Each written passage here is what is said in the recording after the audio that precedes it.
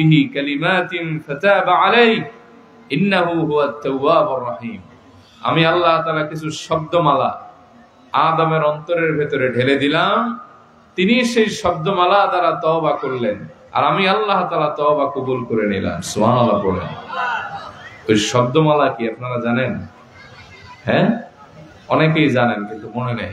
পড়েন, রব্বানা যালামনা আনফুসানা ওয়া ইন লাম তাগফির লানা ওয়া তারহামনা লানাকুনান্না মিনাল খাসিরিন। আরেকবার পড়েন, রব্বানা যালামনা আনফুসানা ওয়া ইন লাম তাগফির লানা ওয়া তারহামনা।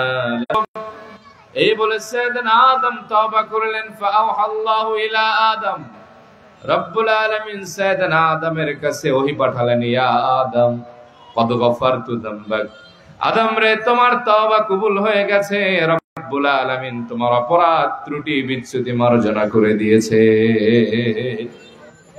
শুধু তাই নয়, কদ জাআলতুকা মিনাল আম্বিয়া, আর আল্লাহ পাক তোমাকে নবী হিসেবে মনোনীত করেছেন। সুবহানাল্লাহ পড়েন। আর আজ থেকে রব্বুল আলামিন তওবার দরজাটাকে উন্মুক্ত করে দিয়েছেন। কিয়ামত পর্যন্ত তোমার সন্তানেরা যতদিন আল্লাহ তাআলার কাছে চাইবে, ততদিন রব্বুল আলামিন এক আকাশ সমান গুনাহ হলেও তাদের মাফ করে দিবে। ইমাম সুয়ুতী শারহ সুদুর কিতাবে লেখেন, কিয়ামতের 160 বছর পূর্বে পশ্চিম আকাশে লাল সূর্য উদিত হবে। ওই সূর্য উদয়ের আগ পর্যন্ত উম্মতে মুহাম্মদী যদি এক আকাশ গুনাহ নিয়ে আল্লাহ তাআলার কাছে তওবা করে, আল্লাহ রাব্বুল আলামিন সেই তওবা কবুল করে তারে মাফ করে দিবে। জামিআত তিরমিজির বর্ণনা, আল্লাহর হাবিব বলেন, আল্লাহ পাক ডেকে ডেকে বলেন, ইয়া ইবনা আদম ইন্নাকা মা দাউতানি ওয়া রাজাউতানি গফারতু লাক আলা মা কানা ফিক ওয়ালা উবালি। ওরে বনি আদম, তোমার গুনাহ যদি জমতে জমতে অনেক বড় হয়ে যায়, এত বড় যে আমার আকাশ পর্যন্ত পৌঁছে গেছে, এরপরে তুমি যদি আমার কাছে ক্ষমা চাও, আমি রব্বুল আলামিন ওয়াদা করলাম তোমার এক আকাশ সমান গুনাহ আমি আল্লাহ মাফ করে দিব। ইয়া ইবনা আদম লাউ বালাগাত যুনুবুকা আনানা আস-সামা থুম্মা ইস্তাগফারতানি লাগফারতু লাকা ওয়ালা উবালি। আল্লাহ প্রথম বলছেন এক আকাশ, এরপরে বলছেন ইন্নাকা লাউ আতাইতানি বিকুরাবিল আরদি খাতায়া থুম্মা লাকিতানি লা তুশরিকু বি শাইআ লা আতাইতুকা বিকুরাবিহা মাগফিরা। তুমি যদি এক পৃথিবীর সমান গুনাহ নিয়ে আমার কাছে হাজির হও, আর তোমার আমলনামায় যদি শিরকের গুনাহ না থাকে, লা আতাইতুকা বিকুরাবিহা মাগফিরা, আমি আল্লাহ তোমার এক আকাশ না এক পৃথিবী সমান গুনাহ মাফ করে দিব। সুবহানাল্লাহ পড়ে। তো যেই দিন তওবা কবুল হয়েছিল আর আকাশের দরওয়াজা অথবা তাওবার দরজা আল্লাহ তাআলা বান্দার জন্য উন্মুক্ত করেছিলেন, ওই দিনটি ছিল ইয়াউমে আশুরা। সুবহানাল্লাহ পড়েন। আজকে অনেকে রোজা ছিলেন না এই দিনে। আল্লাহর হাবিব বলেছেন, সিয়ামু ইয়াউমি আশুরা আহতাসিবু আলাল্লাহি আইয়ুকাফিরা আস-সানাতাল্লাতী ক্বাবলা। আমি আশা রাখি আশুরার একটা রোজা পূর্বের এক বছরের গুনাহের জন্য কাফফারা হয়ে যাবে। সুবহানাল্লাহ পড়েন। এই আশুরা পূর্ব থেকেই দামি, তবে আমাদের কাছে আরো স্মরণীয় এবং বর্ণনীয় হয়েছে আরেকটি কারণে, যে 41 হিজরিতে আমাদের ইমাম, আমাদের নেতা, জান্নাতের যুবকদের সরদার সাইয়েদনা ইমাম হুসাইন রাদিয়াল্লাহু তাআলা আনহু এবং তার পরিবার সহ তার সঙ্গের প্রায় 72 জন মানুষ কিংবা 70 ঊর্ধ্ব মানুষ এই দিনে শহীদ হয়েছিলেন। এজন্য কিয়ামত পর্যন্ত এই দিনটি আমাদের হৃদয়ে মণিকোঠায় আরো সম্মানিত হয়ে ব্যথিত হয়ে থাকবে। ঠিক কিনা বলেন? তো এই দিনটিতে এই মোবারক মাহফিলে আপনি আমি আসতে পেরে খুশি না বেজার? কে কে খুশি? তো হাত তুলে আল্লাহর দেখা।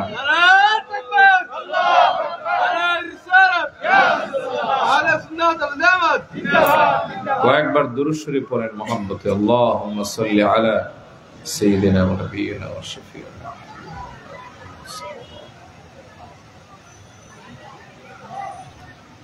আমি বলেছিলাম যে আমি একটা হাদিসের উপরে জাস্ট কিছু কথা বলবো। এবার মূল কথায় আমি প্রবেশ করতেছি, আপনাদের অসুবিধা হচ্ছে না তো? আসলে আমি হজের সফরে ছিলাম, আর হজ থেকে আসলে মানুষ এমনি একটু দুর্বল হয়ে যায়। ওইখানে গেলে সব ঠিক। আমাদের সাথে একজন সঙ্গী গেছে এমন, ঢাকার রব্বানি হোটেলের নাম শুনছেন? এই মিরপুর 11-তে ওনাদের যে শাখা, ওই বিল্ডিং এর মালিক। হজে যাওয়ার কয়েকদিন আগে স্ট্রোক করে মরে মরে অবস্থা, মানুষ আশাই ছেড়ে দিছে হয়তো বাঁচবে না, আর বাঁচলেও হজে যেতে পারবে না। অথচ আমাদের 57 জন সাথীর ভেতরে এই ব্যক্তি একজন, যিনি পায়ে হেঁটে প্রত্যেক ওয়াক্ত নামাজ গিয়ে মসজিদে জামাত আদায় করছে। তো হজে গেলে সবাই সুস্থ থাকে, আসলে আবহাওয়া ম্যাচ হয় না, ঘুমে ধরে, শরীর ভালো থাকে না। ওইখানে গিয়ে ডায়াবেটিস থাকে না, বাংলাদেশে আসলে ডায়াবেটিস সব কাঁচা কাপ্পানায় ধরে। তো ওই জন্য একটু ক্লান্তি আছে। তো আমি মেহরবানি করে আপনাদেরকে অনুরোধ করবো, এতক্ষণ বললাম জাস্ট মোকদ্দমা, আমি একটা হাদিসের উপরে, এই সমসাময়িক বিষয়ের উপরে কথা বলে শেষ করে দেব। আপনারা শুনবেন ইনশাআল্লাহ? অসুবিধা হবে না তো? আর একটা তাকবীর দেন, আল্লাহু আকবার। সাইয়েদনা আলী রাদিয়াল্লাহু আনহু থেকে একটি হাদিস বর্ণিত। তিনি বলেন, আল্লাহর হাবিব বলেছেন, আদিবু আওলাদাকুম আলা সালাসি খিসাল। তোমরা তোমাদের সন্তানদেরকে 3টি জিনিস শিক্ষা দাও। জোরে বলেন, কয়টা? আবার বলেন, কয়টা? 1, হুব্বি নবীকুম, তোমার নবীর ভালোবাসা তোমার সন্তানকে শেখাও। 2 নম্বরে হুব্বি আহলি বাইতি, তোমার নবীর আহলে বাইতের ভালোবাসা, এটা তোমার সন্তানকে শেখাও। 3 নম্বরে ওয়াকিরাআতিল কুরআন, তোমার সন্তানকে কোরআন তেলাওয়াত শিক্ষা দাও। ফাইন্না হামালাতাল কুরআনি ফি যিল্লিল্লাহি ইয়াওমা লা যিল্লা ইল্লা যিল্লুহু মা আম্বিয়াইহি ওয়া আসফিয়াইহি, কেননা তুমি যদি তোমার সন্তানকে কোরআন শেখাও, আর কোরআনটা একবার তার সিনার ভেতরে ঢুকে যায়, হৃদয়ের ভেতরে ঢুকে যায়, কিয়ামতের কঠিন ময়দানে, যেই দিন আল্লাহর আরশের ছায়া ছাড়া কোনো ছায়া থাকবে না, ওই দিন তোমার সন্তানটি নবী এবং ওলিদের সাথে একত্রে আল্লাহর আরশের ছায়া তলে অবস্থান করবে। সুবহানাল্লাহ। তাহলে এই 3টা শিক্ষার দরকার কম নাকি বেশি? এবার বুঝে থাকলে বলবেন, এই 3টা শিক্ষা আমাদের সমাজে কম নাকি বেশি? সবাই বলতেছেন কম নাকি বেশি? তাহলে নবীজি কয়টা শিক্ষা দিতে বলছেন? 1 নম্বরে কার ভালোবাসা, 2 নম্বরে, 3 নম্বরে কি বলছেন? 1 নম্বর হলো নবীজির ভালোবাসা। নবীজির ভালোবাসা এটা কেন দরকার? কারণ নবীজির ভালোবাসার নামই হচ্ছে ঈমান। আল্লাহর হাবিব বলেছেন, লা ইউমিনু আহাদুকুম হাত্তা ইয়াকুনা আহাব্বা ইলাইহি মিন ওয়ালিদিহি ওয়া ওয়ালাদিহি ওয়ান নাসি আজমাইন, ততক্ষণ পর্যন্ত তোমাদের কেউ ঈমানদার হতে পারবে না যতক্ষণ না তার সন্তান, পিতামাতা, পৃথিবীর সবার চাইতে, অফি রিওয়ায়া নিজের জীবনের চাইতে আমি রাসূলকে ভালো না বাসবে, ততক্ষণ ঈমানদার হওয়া। তাহলে নবীজিরে ভালোবাসলে লাভ কি? প্রশ্ন আসে না? 1 নম্বর লাভ, ওই ব্যক্তির ঈমানটা মাকবুল হয়ে যাবে। সুবহানাল্লাহ বলেন। আর ঈমান যদি কোনো ব্যক্তির তাজা হয়, আমল কিছু কম হলেও ওই ব্যক্তির জন্য জান্নাতের রাস্তাটা উন্মুক্ত হয়ে যায়। 2 নম্বর হলো, নবীজির সাথে কোনো ব্যক্তির ভালোবাসার সম্পর্ক থাকলে এই সম্পর্ক মানুষকে রাসূলুল্লাহর সাথে জান্নাতি বানায় দেয়। সুবহানাল্লাহ পড়েন। বিশ্বাস হয় আপনাদের? বুখারীর হাদিস। এক সাহাবী নবীজির কাছে এসে বললেন, মাতাসসাআতু ইয়া রাসূলুল্লাহ, ওগো আল্লাহর হাবিব, কিয়ামত কবে হবে? কিয়ামতের দিন, তারিখ, ঘন্টা আমারে বলেন। নবীজি বললেন, ওয়াইলাক, তোমার জন্য আক্ষেপ, তুমি কিয়ামতের দিন, তারিখ, ক্ষণ তালাশ করতেছো, আমা আদাত তালাহা, তুমি কিয়ামতের জন্য কি এমন জোগাড় করেছো যে কিয়ামতের দিন তারিখ জানার জন্য খুব আগ্রহী? সাহাবী কিছুটা লজ্জায় পড়ে গেলেন। তিনি বললেন, মা আদাতু লাহা মিন কাসীরি সালাতিন ওয়ালা সাওমিন ওয়ালা সাদাকা, আমি অনেক নামাজ, রোজা আর অনেক বেশি দান সাদাকা আমার আমলনামায় জড়ো করতে পারি নাই, তবে ওগো নবী একটা জিনিস জড়ো করেছি, ওয়ালাকিন্নী উহিব্বুল্লাহ ওয়া রাসূলা, আমি আমার হৃদয় দিয়ে আল্লাহ এবং তার রাসূলকে সবচেয়ে বেশি ভালোবেসেছি। আল্লাহর হাবিব বললেন আনতা মা মান আহবাবতা, তাহলে আর টেনশনের কোনো কারণ নাই, তুমি যারে ভালোবেসেছো তার সাথেই তোমার হাসর হয়ে যাবে। তাহলে নবীজিরে ভালোবাসলে নবীজির সাথে জান্নাতে থাকা যায় কি যায় না? নবীজিরে ভালোবাসলে নবীজির শাফাত পাওয়া যায় কি যায় না? আল্লাহর হাবিবরে ভালোবাসতেন একজন জলিলুল কদর সাহাবী। ইমাম কুরতুবী হাদিস এনেছেন, আম্মা জান আয়েশার বর্ণনা, আন্না রাজুলান জা ইলান নবী সাল্লাল্লাহু আলাইহি ওয়াসাল্লাম, একজন লোক আল্লাহর হাবিবের মোবারক দরবারে আসলেন। ভিন্ন বর্ণনা আছে লোকটার চেহারাটা উস্কো খুস্কো, চুলগুলো আউলা ঝাউলা, গায়ের কাপড়ের ভেতরে অত পরিচ্ছন্ন ভাব নাই, চেহারাটা একেবারে মলিন, কি যেন টেনশন করছেন। নবীজির কাছে এসে বললেন, আল্লাহর হাবিব, ইন্নাকা লা হাব্বু ইলাইয়া মিন নাফসি ওয়া ইন্নাকা লা হাব্বু ইলাইয়া মিন ওয়ালাদি। ও নবী, আমি আপনারে আমার জীবনের চাইতে বেশি ভালোবেসেছি, আমার সন্তান পিতামাতার চাইতেও বেশি ভালোবেসেছি। সুবহানাল্লাহ কইবেন না? আপনার ভালোবাসা দিয়ে আমার হৃদয়টা ভরপুর হয়ে গেছে। যাবে উপরে আসো, উপরে আসো। ওই আর এক বক্তা বসে আছে আমার ক্লাসমেট, উপরে আসো, আরে আসো। শুনতেছেন আপনারা? রাগ করলেন নাকি? বন্ধু মানুষ নিচে বসে আছে, আল্লাহ তার হায়াত দারাজ করুক, বলে আমিন। ওই সাহাবী নবীজিরে বললেন, ও নবী, আপনার ভালোবাসা আমার অন্তরে এমন ভাবে গেঁথে গেছে, ওয়া ইন্নী লা আকুনা ফিল বাইত ফাযকুরুকা ফামা আসবিরু হাত্তা আতিয়া ফানজুর ইলাইক। আমি যখন আমার ঘরের ভেতরে কোনো কাজে ব্যস্ত থাকি, অথবা কোনো কাজের ভেতরে আমি লিপ্ত থাকি, অথবা আমি ঘরের ভেতরে এমনিতেই বসে থাকি, আর যখন আপনার কথা আমার স্মরণ হয়ে যায়, মনে পড়ে যায়, আমি আর ঘরে বসে থাকতে পারি না যতক্ষণ না দূরে এসে আপনার চেহারায় আনোয়ার আমি প্রাণ ভরে দেখি। ও নবী, আমার আর সবর হয় না, সহ্য হয় না, শুধু আপনারে দেখতেই আমার ভালো লাগে। সুবহানাল্লাহ কইবেন না?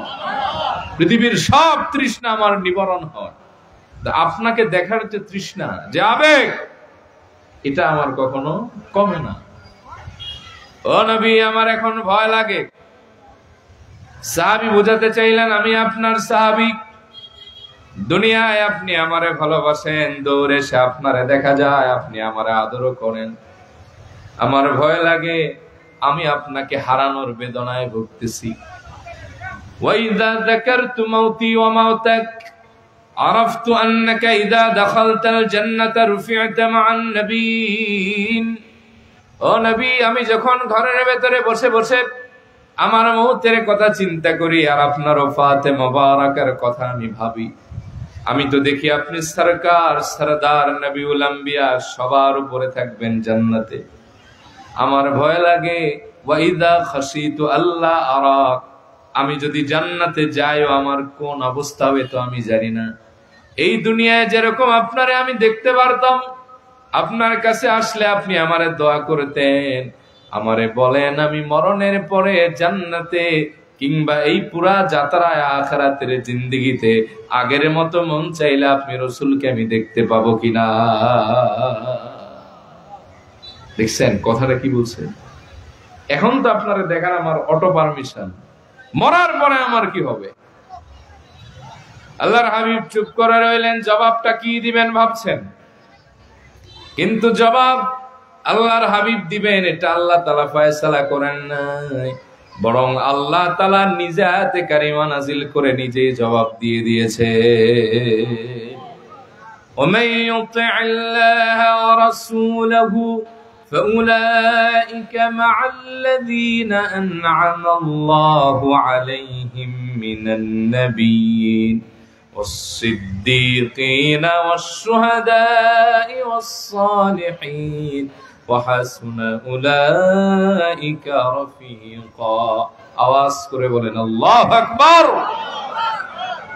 আল্লাহ জানায় দিলেন যারা আল্লাহ এবং তার রাসূলের ইতাআত করবে আর সেই সব মানুষের সাথে সম্পর্কে আবদ্ধ হবে যাদেরকে রব্বুল আলামিন নিয়ামত প্রাপ্ত করেছেন। চার দল মানুষদেরকে: এক নম্বরে নবী আলাইহিস সালামরা, দুই নম্বরে সিদ্দিকিন, তিন নম্বরে শুহাদা যারা আল্লাহর রাস্তায় শহীদ হয়ে যায়, চার নম্বরে সালেহিন নেককার পরহেজগার আউলিয়া উল কামিলিন।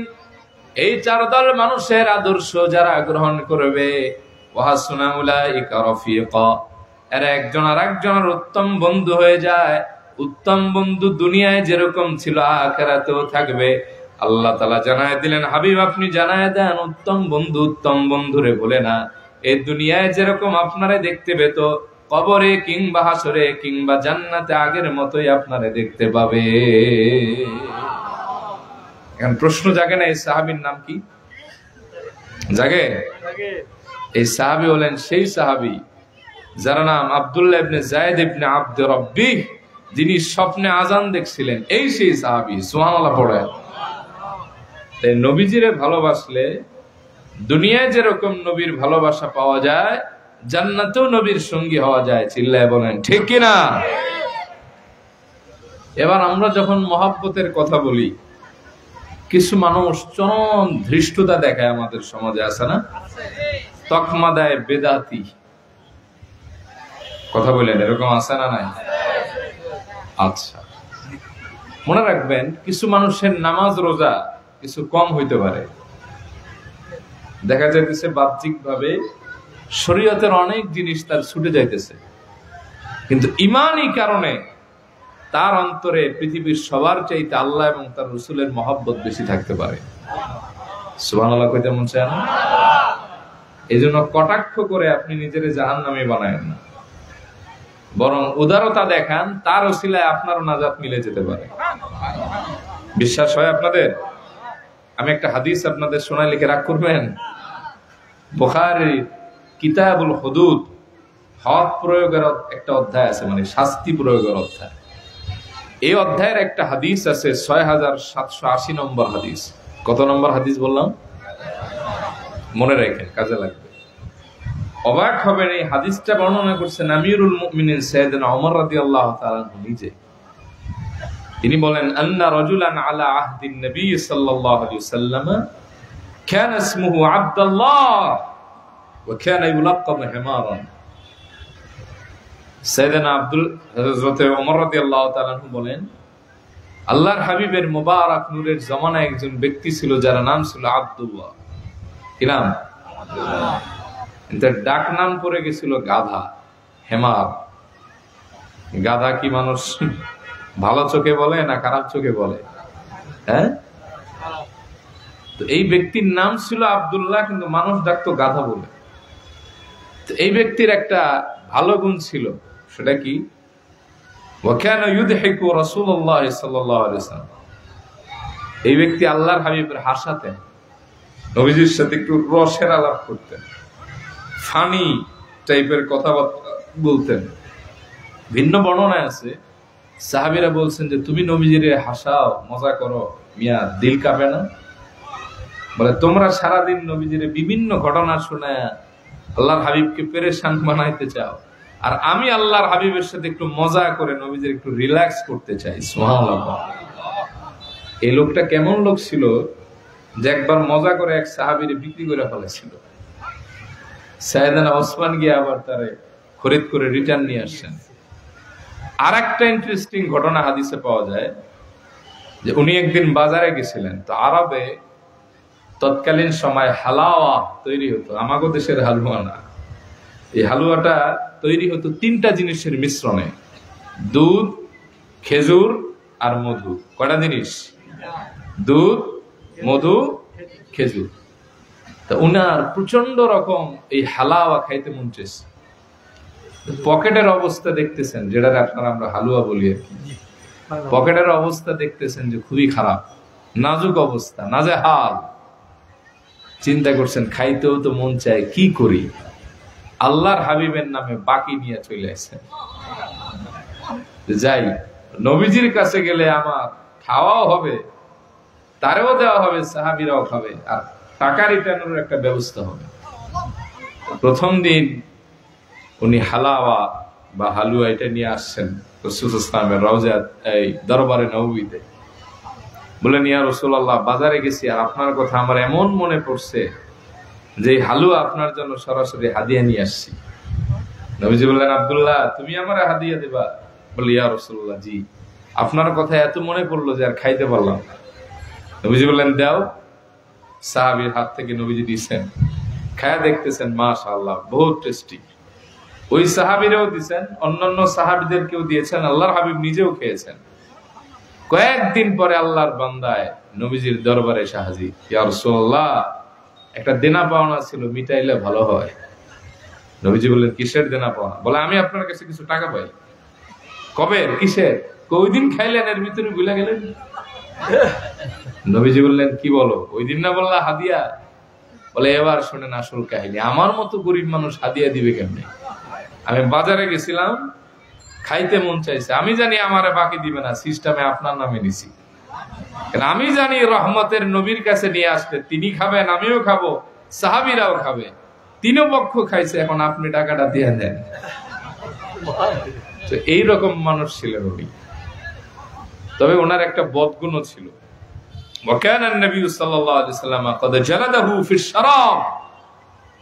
ইসলামে মদ্যপান হারাম হওয়ার পরে এই ব্যক্তি পূর্বের অভ্যাসজনিত কারণে শয়তানের ধোকায় মাঝে মাঝে মদ্যপান করতেন। আল্লাহর হাবিব বলতেন, রে হদ লাগাও, পেটাও, বেত্রাঘাত করো। কেন বারবার মদ খায়? পেটাও।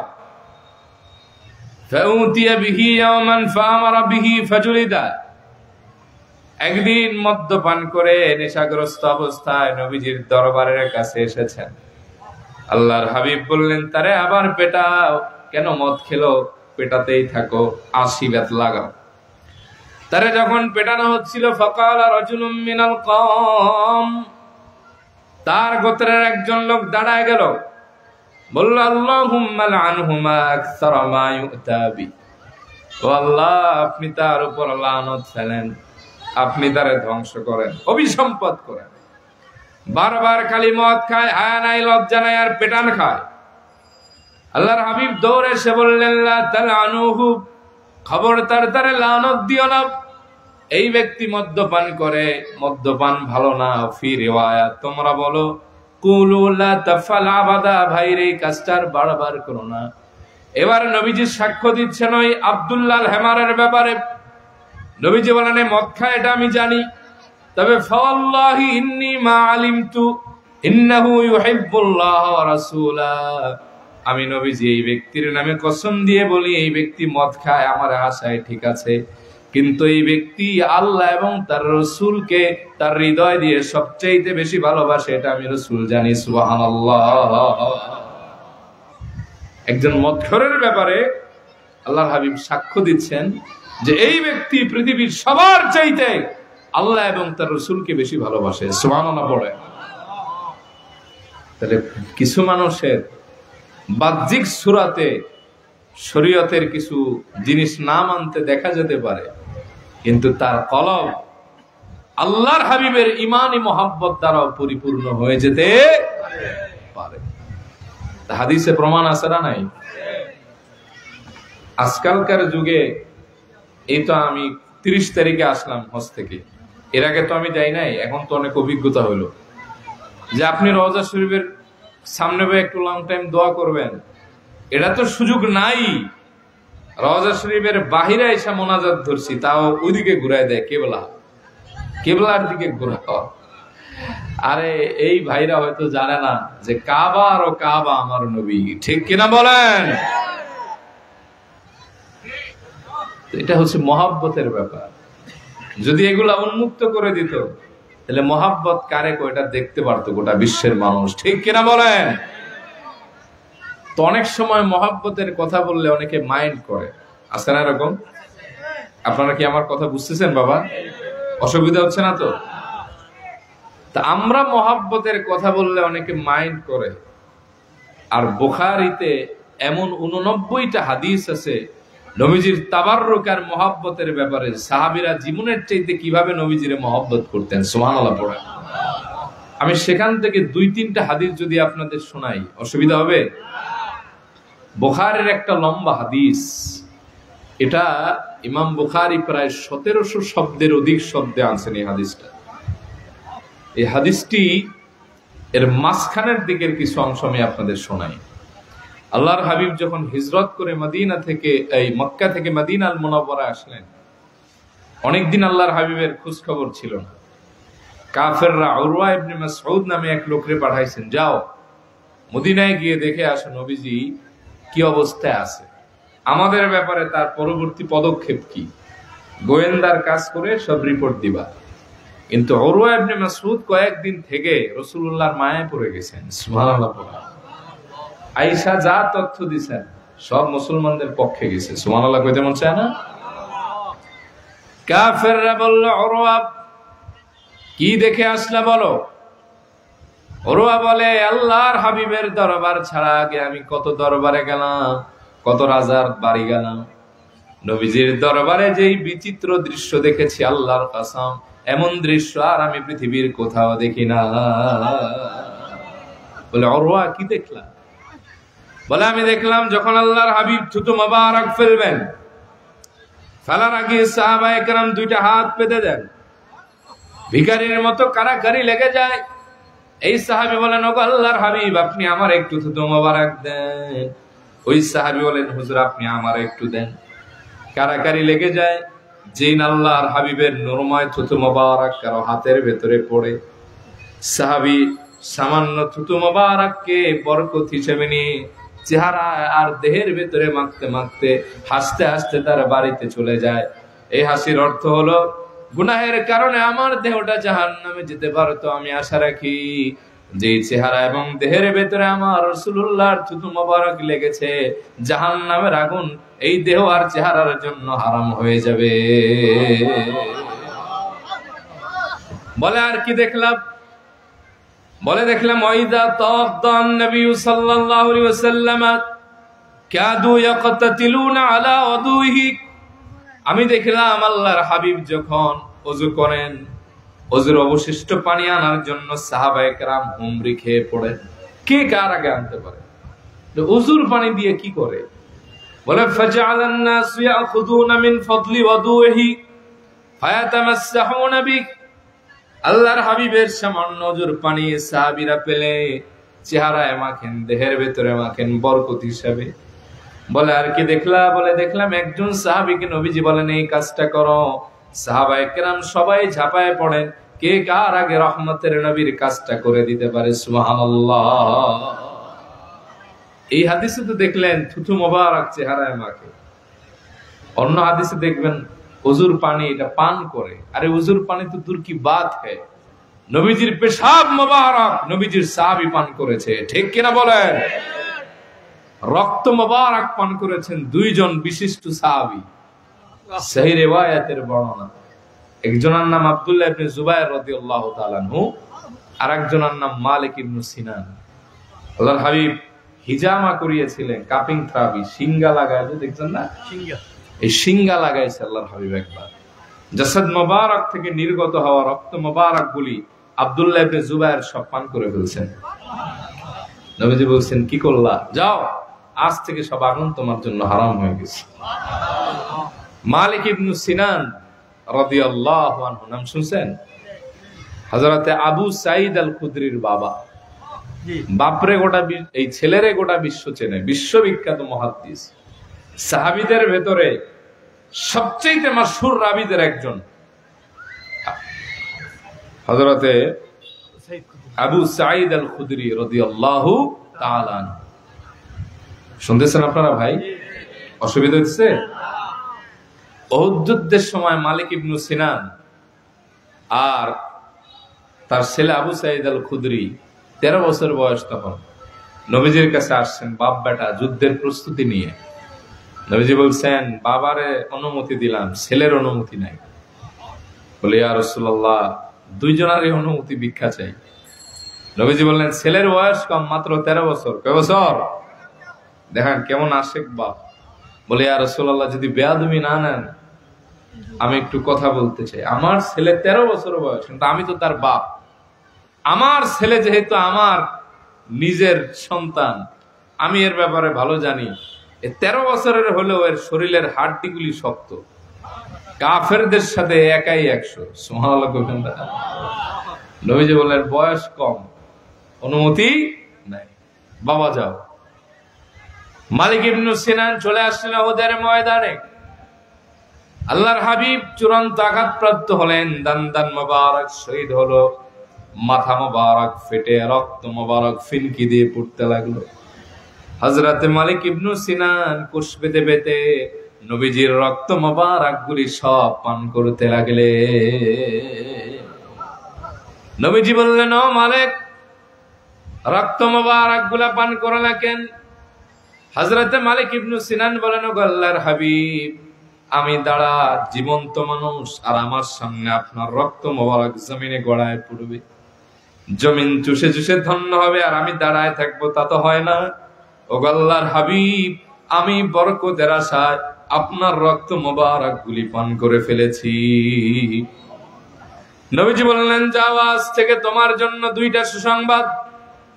1 নম্বরে মালিক, কোন ব্যক্তি যদি আমার প্রবাহিত একেবারে তাজা রক্ত কারো শরীরে প্রবাহমান দেখতে চায়, সেজন্য তুমি মালিক ইবনে সিনানরে দেখে। দ্বিতীয় হলো, আমি রাসূলের জাসাদ মোবারকের নির্গত রক্ত মোবারক একবার যার দেহের ভেতরে ঢুকে যায়, দুনিয়া কিংবা আখিরাতের কোন আগুন কিন্তু আর তার শরীর জ্বালাতে পারে না। মালিক ইবনে সিনান মদিনা মুনাওয়ারায় আল্লাহর হাবিবের রক্ত মোবারকের পাওয়ার টেস্ট করার জন্য এক জ্বলন্ত আগুনে তার হাত ঢুকিয়েছিলেন। বলে, আমার হাত পূর্বে তো দূরের কথা, রহমতের নবীর জাসাদ মোবারকের রক্ত মোবারকের বরকতে শরীরের একটা পশম পর্যন্ত কোনো ক্ষতি হয় না। তাহলে নবীজির মহব্বতের দাম কম নাকি বেশি? মহব্বত করলে দামি হয় নাকি অদামি হয়? হ্যাঁ, এই জন্য তো সাহাবীরা মহব্বত করছেন সবচেয়ে বেশি। আমি আর একটা হাদিস আপনাদের শোনাই, শুনবেন? কষ্ট দিচ্ছে মনে হয় আপনাদের, না? আমার আবার ওয়াজের একটু তাল ভিন্ন। আমি ডাইরেক্ট কিসসা কাহিনী কর মন মানসিকতা রাখি না, এটা আমি জানিও না। আপনাদের অসুবিধা হইতেছে না তো? সরাসরি হাদিস শুনলেন 2 লাভ। 1 নম্বরে কোরআন হাদিসের কথা যদি কোনো ভাঙ্গা গলার লোকও বলে, কালো মানুষও বলে, নবীজির কথা তো, হাদিসের কথা তো, এটার একটা ভিন্ন তাসির আছে। আর 2 নম্বর হলো মিথ্যা কথা, এটার ভিতরে আসে কম, ঠিক না? 3 নম্বর হলো এই কথা শুনে যদি নবীজির মহব্বত আপনার সিনায় ঢুকে, আর এই মহব্বত নিয়ে মরতে পারেন, এটাই নাজাতের ওসিলা হয়ে যাবে ইনশাআল্লাহ। তার কয়েকটা হাদিস শুনে লিখে রাখ করবেন বাবা। তো 1 পয়েন্ট বলতেছি, আরো তো 2টা আছে। ধৈর্য আছে আপনাদের? তাকবীর দেন, নারায়ে তাকবীর, নারায়ে রিসালাত, সিরাজিয়া দরবার শরীফ। সহিহ আল বুখারীতে একটা মজাদার হাদিস আছে। এই হাদিসটা হলো 376 নম্বর হাদিস। কত নম্বর হাদিস? 376 নম্বর হাদিস। এই হাদিসটা আমি প্রায় মাহফিলে এই বিষয়ে আলোচনা হলে আমি বলি, কারণ আগার কিस्सा सुनना है तो मोहब्बत का साहबियों से सुनो। নবীজির মহব্বতের কিस्सा যদি শুনতে হয়, নবীজির সাহাবীদের থেকে শুনেন। কারণ সাহাবী হলো তারা যারা ৭৯টা তীর খাইছেন এক জায়গায়, একটা শব্দ পর্যন্ত করে নাই। সুবহানাল্লাহ পড়েন। সাহাবীরা এমন মহব্বত করেছেন নবীজিকে, এই উহুদে গেলে সেই জায়গায় এখনো দেখা যায়। এটা বর্তমান সরকার আটকায় দিয়েছে সিমেন্ট দিয়ে, যেখানে আল্লাহর হাবিব আরাম ফরমাইছিলেন কিছু সময়। আমার কথা, কিছু রিয়াল নিলে নেন, তাও খুলে দেন। আশেকরা 1, 2 হাজার 5 হাজার রিয়াল দিয়ে হলে ওইখানে ঢুকতে চাইবে, কারণ ওইখানে আমার নবীজির বরকত লেগে আছে। ঠিক কিনা বলেন? যেই জায়গাগুলি বরকতময়, ম্যাক্সিমাম জায়গাগুলি কি বন্ধ করে দেয়। সেই যে এবার আমরা গেলাম, সালমান ফার্সি রাদিয়াল্লাহু তাআলা আনহুর খেজুর বাগানে ঢোকার চান্স ছিল না। এই বীরে গার্সে আমরা যেদিন গেছি ওইদিন বন্ধ ছিল, পরে শুনলাম এটাকে খুলে দিছে। বীরে শেফায় যাবেন, অনেকে যায় অনেকে যায় না, অনেক সময় নাকি এগুলোও বন্ধ থাকে। আবার প্রিয় রাসূল সাল্লাল্লাহু আলাইহি ওয়াসাল্লামের আম্মাজানের যে কবর শরীফ মক্কা এবং মদিনার মাঝখানে, এই জায়গায় যদি রাত্রে যান আরবি ড্রাইভার নিয়ে, তাইলে যেতে পারেন। আর দিনের বেলায় যদি যান, ওইখানে ওই সৌদিতে বলে গারামা, গারামা তো দিবে দিবে জরিমানা, সাথে ওই ড্রাইভাররা ধরতে পারলে ইদহাবিলা বিলা দেখুম মালাতুল, ডাইরেক্ট তোমার দেশে যাও, সৌদি আর থাকা লাগবে না। নাউজুবিল্লাহ বলেন। এর কারণ মানুষ সেখানে যায় বরকত মনে করে। কারণ নবীজি আম্মা যেই গর্বে আল্লাহর হাবিব দুনিয়া আসছেন, এর মতো ভাগ্যবান মহিলা কে হতে পারে? ঠিক কিনা বলেন? আর একটা কারণ আছে, এটা আমার ধারণা, যে আমরা তো নবীজির আম্মাকে শুধু মুমিনা মনে করি না, মনে করি জান্নাতের একজন দামি নারী। ঠিক কিনা বলেন? কিন্তু এদের ভেতরে কিছু মোল্লা মৌলবী মতুয়া আছে, তারা মনে করে নবীজির আব্বা আম্মা নাকি জাহান্নামী। এটা জোরে বললে খুশি হইতাম বাবা। আচ্ছা, কোরআন শরীফে তো আল্লাহ বলছেন, ওমা কুন্না মুআদ্দিবিনা হাত্তা নাবআসা রাসূলা, ততক্ষণ পর্যন্ত আমি কোন কওমরে আযাব দিব না যতক্ষণ তাদের কাছে নবী না পাঠাবো। তো ঈসা আলাইহিস সালাতু ওয়াস সালাম থেকে আল্লাহর হাবিবের এই মাঝখানের যে দূরত্ব, এই মানুষগুলো কি সব জাহান্নামে যাবে? না। আল্লাহ তো বলছেন, ওমা রব্বুকা বিযাল্লামিল লিল আবিদ, তোমার রব তার বান্দার উপরে জুলুম করে না। তাহলে এই মানুষগুলো কি করবে? আবার অনেক জায়গা তো পৃথিবীতে এমনও আছে যেখানে দাওয়াত পৌঁছায় নাই, তারা কি জাহান্নামে যাবে? তাদেরকে প্রশ্ন করা হবে একটা, তুমি তোমার রব সম্পর্কে বলো। তারা যদি বলতে পারে রব্বুনাল্লাহ, তাইলে তারা মাফ, সুবহানাল্লাহ পড়েন। এটা হলো ভিন্ন কথা। আচ্ছা, আপনারা একটু বলেন, কোন কাফেরের নাম আব্দুল্লাহ হয়? হ্যাঁ? কোন কাফেরের মহিলার নাম আমেনা শুনছেন? আর কোন কাফেরের নাম আল্লাহ এত পছন্দ করবেন? নবীজি বলছেন, তাসাম্মাউ বিআসমাইল আম্বিয়া আহাব্বুল আসমা ইলাল্লাহি আব্দুল্লাহ ওয়া আব্দুর রহমান। তোমরা নবীদের নামে তোমাদের সন্তানদের নাম রাখো, আর আল্লাহর কাছে সবচেয়ে প্রিয় নাম আব্দুল্লাহ আর আব্দুর রহমান। সুবহানাল্লাহ বলুন।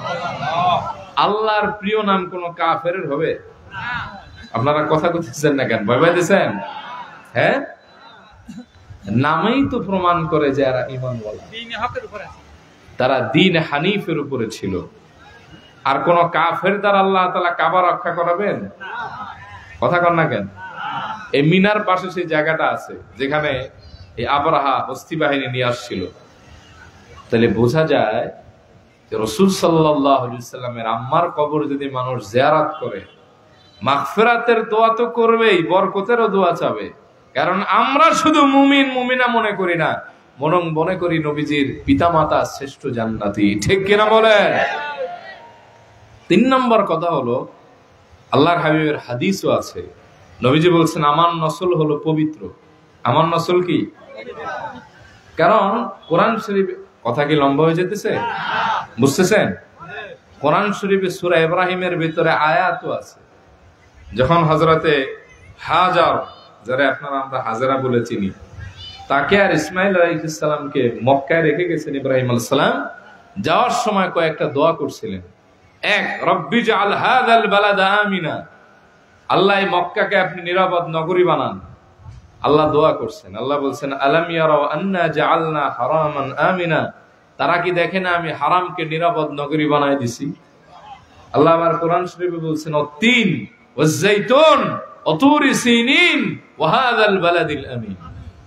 তাহলে আল্লাহ কসম খাইছেন নিরাপদ নগরী। ইব্রাহিম আলাইহিস সালাম প্রথম দোয়া করছেন, এই নগরীকে নিরাপদ বানান, ওই দোয়া কবুল হয়ে গেছে। সুবহানাল্লাহ বলেন।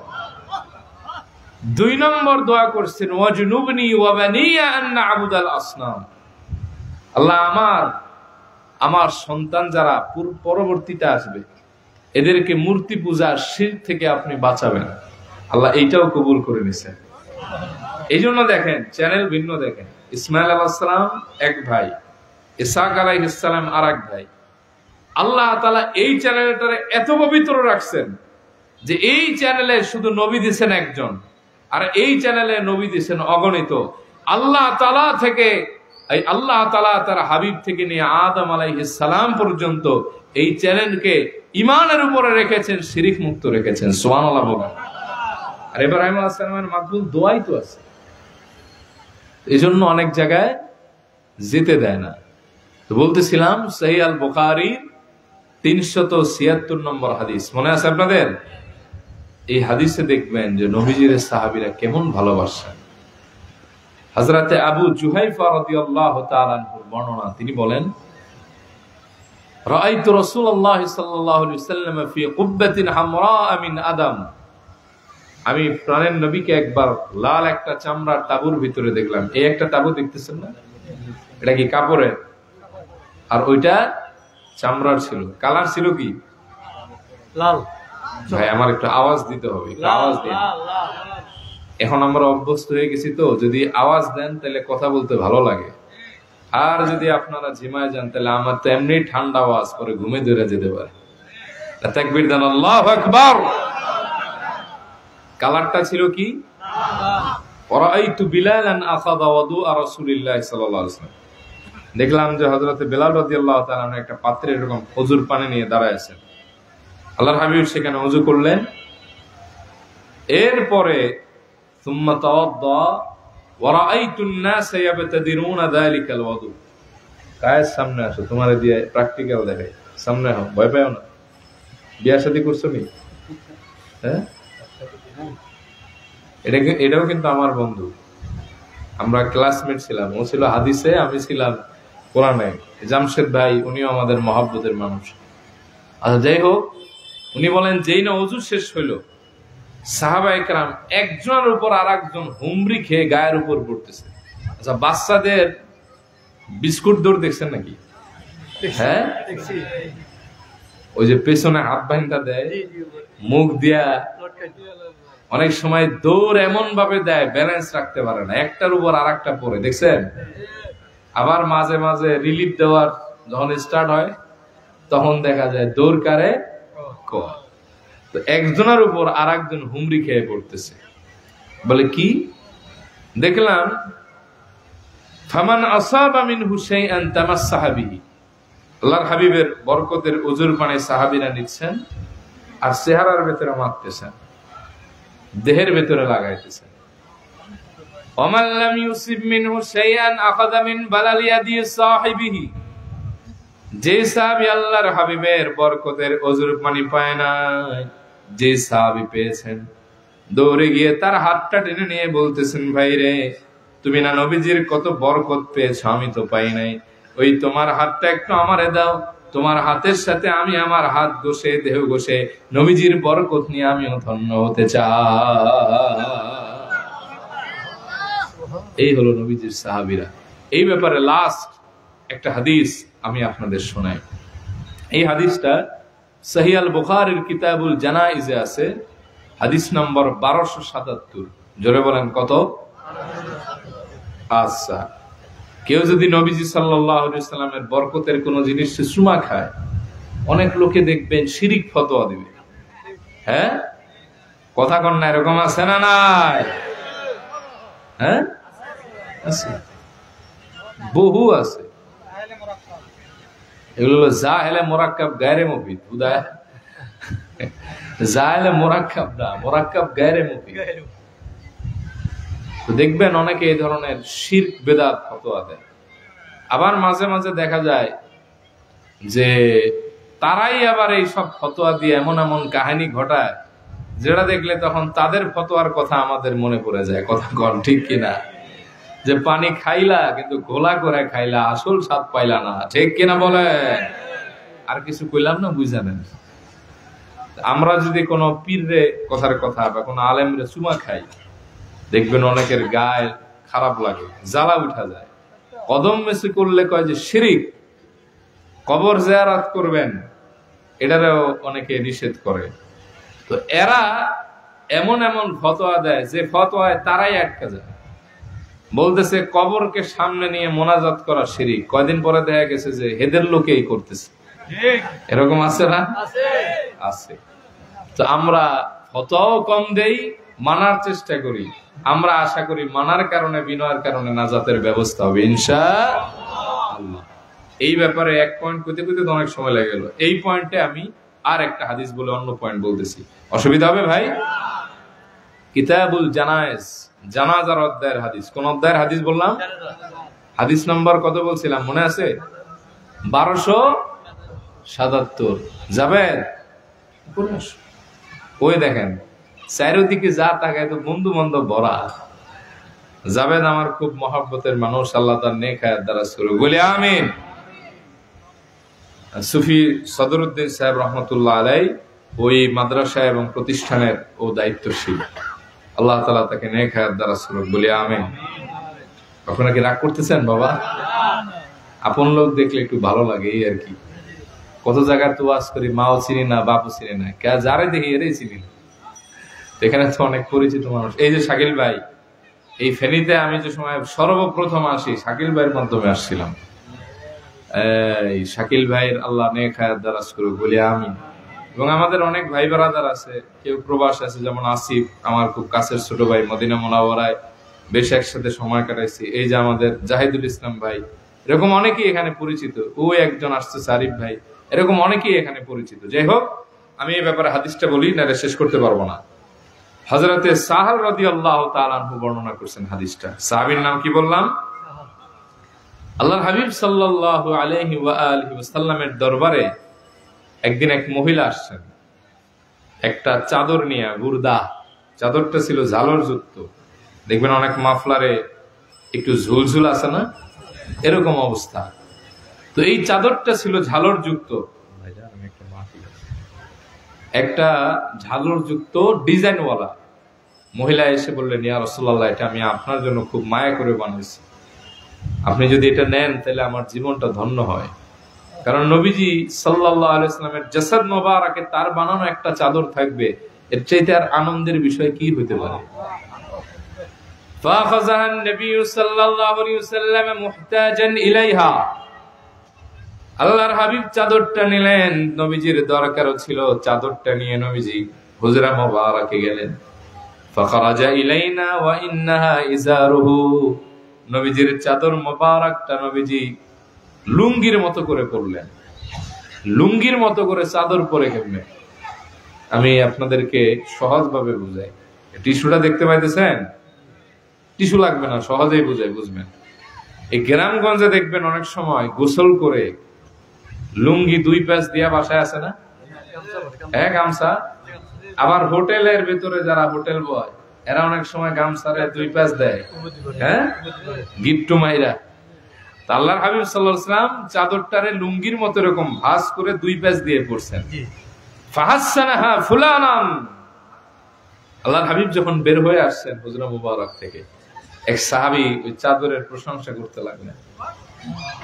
মা আহসানাহা, ও আল্লাহর হাবিব, চাদরটা কত এনা সুন্দর, আর পরনেও মানিয়েছে কত সুন্দর। সুবহানাল্লাহ।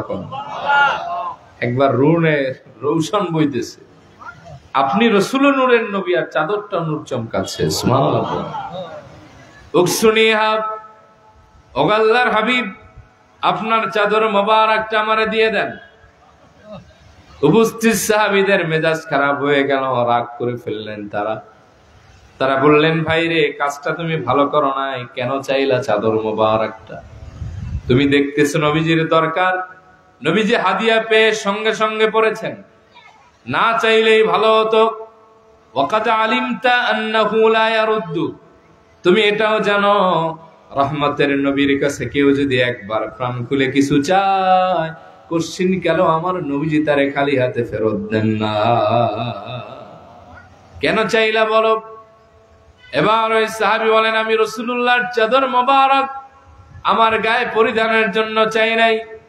আল্লাহি, আল্লাহর নামের কসম করে বলি, ইন্নামা সাআলতুহু লিতাকুনা কাফানি, আমি আমার নবীজির চাদর মোবারক এজন্য চাইলাম যাতে আমার মরণের পরে নবীজির চাদর দ্বারা আমার কাফন দিতে পারি। কারণ সাহাবী জানেন, রহমতের নবীর চাদর মোবারক যদি আমার কাফন হয়ে যায়, কবরে আমি নাজাত পাবো, হাসরে দয়া পাবো, বিশিষ্ট ভাবে আমি সম্মানিত হয়ে আল্লাহর জান্নাতের বাসিন্দা হয়ে যাব। নবীজি বললেন, তাই?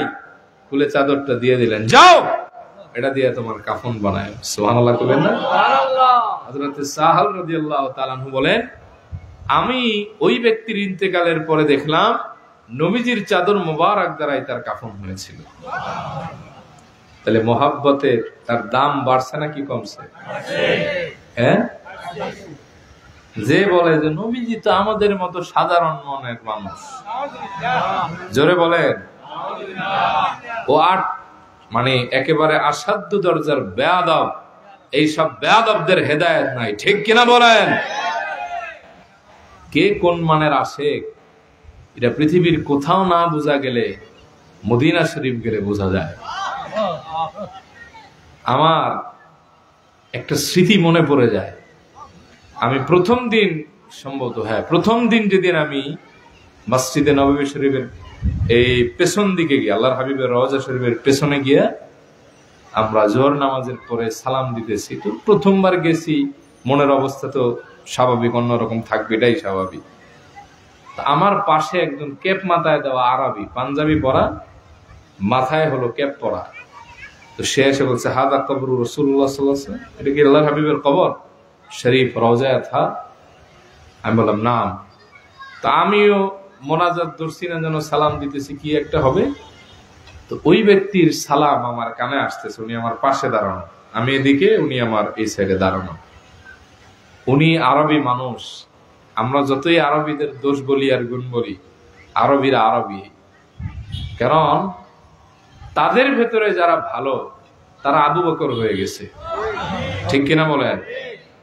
তাদের ভেতরে যারা ভালো তারা হযরত ওমর হয়ে গেছে। তাদের ভেতরে যারা ভালো তারা জান্নাতের সুসংপ্রাপ্ত সাহাবী হয়ে গেছে। সুবহানাল্লাহ পড়ে।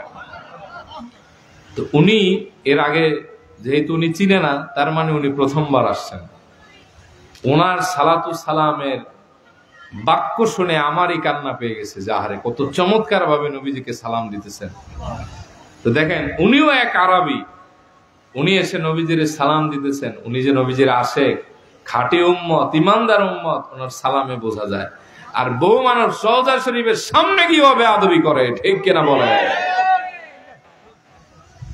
কারণ মহব্বত এটা রাসূল সাল্লাল্লাহু আলাইহি ওয়াসাল্লামের মানদণ্ডে আসলে কার ইমানের দৌড় কত দূর এটা বোঝা যায়, ঠিক কিনা বলে? মহব্বত করলে দাম বাড়ে নাকি কমে? সবাই বলেন। এখন আপনার সন্তানরে মহব্বত শিক্ষা দিবেন কেমনে, এটা হলো প্রশ্ন। আপনি আপনার সন্তানকে ছোটবেলা থেকে সুন্নতের পাবন্দি শিখান। এক নম্বর কি শেখাবেন? কথা বলতে হবে বাবা, নাহলে কথা বলা যাবে না। এক নম্বরে কি শেখাবেন?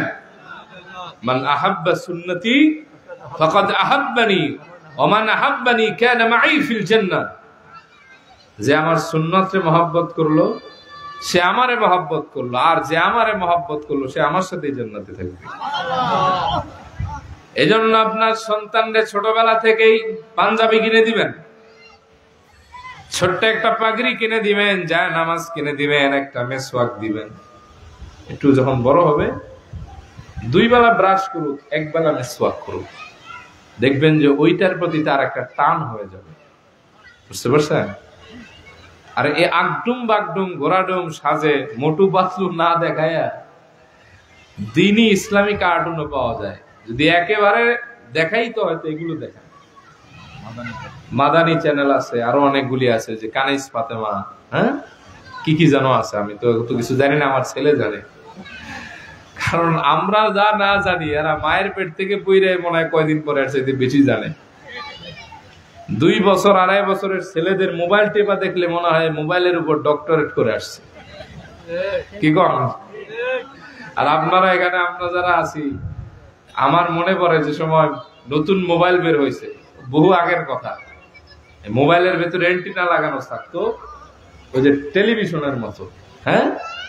তো ওই মোবাইল রেখে গেছিলাম আমরা ঈদের নামাজ পড়তে, আসছে কল, রিসিভ না করে আমার আম্মা আর খালা মিলা মেকানিজম করে যেই সাইড দিয়ে কথা কয় মাইক্রো বলে এটা দিছে উপরে, আর যেই সাইড স্পিকার এটা দিছে নিচে, পরে হ্যালো হ্যালো কয়, কথা তো আর কয় না। কিন্তু আমাদের সন্তানরা, এরা মনে হয় যেন পিএইচডি করছে, এমন টেপা টেপে মোবাইল, কথা কন ঠিক কিনা? তবে শিখাইলে ভালো কিছু শিখান। আপনি আপনার সন্তানকে প্রিয় নবীজি সাল্লাল্লাহু আলাইহি সাল্লামের ঘটনা শোনাবেন। এই যে বই আছে দেখবেন, ছোটদের প্রিয় নবীজি সিরিজ, কালার কোডেড বই, হ্যাঁ, 12 কালার 10 কালারে পাবেন। ও হিজরতের ঘটনা আছে, ওই নবীজির শিশুবেলার ঘটনা আছে, ওই বুড়িজি কাটা দিত তায়েফে, দেখে আসলাম এবার, ওই ঘটনা আছে।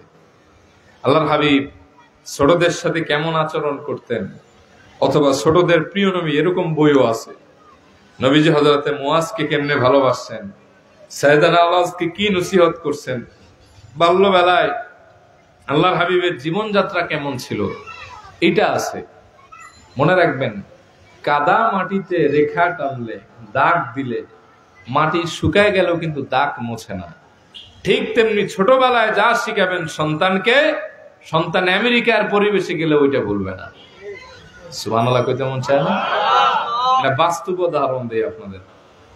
আজকের ওয়াজ বুঝতেছেন আপনারা? আচ্ছা, এইখানে আপনারা বাংলা পড়ছেন না?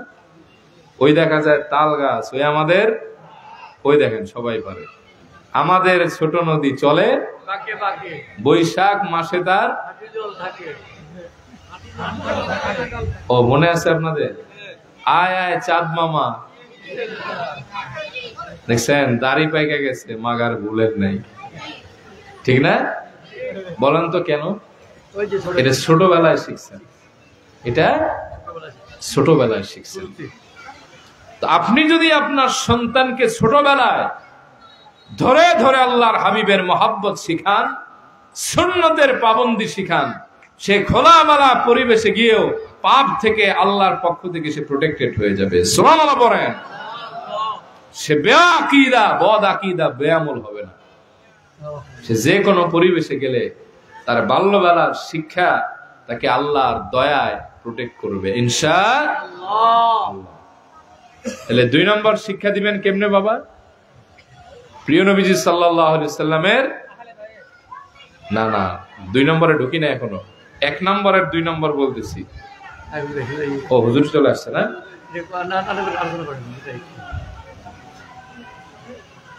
শেষ করে দিন। হ্যাঁ শেষ করে দিন।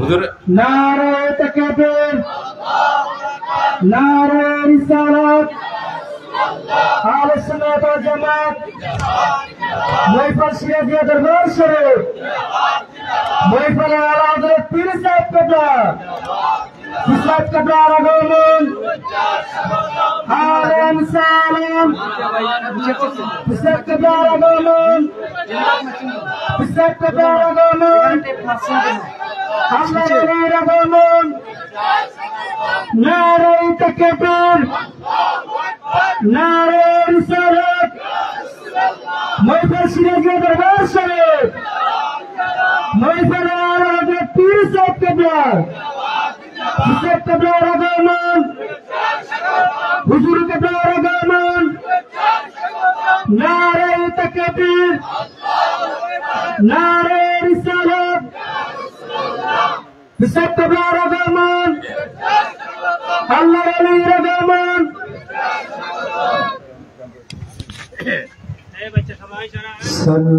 সাল্লাল্লাহু আলা মুহাম্মাদ, সাল্লাল্লাহু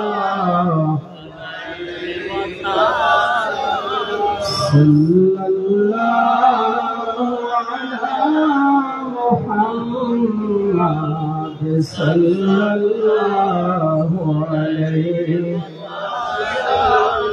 ইয়া নবী সালামু আলাইকা ইয়া রাসূল ইয়া হাবিব সালামু আলাইকা সালাওয়াত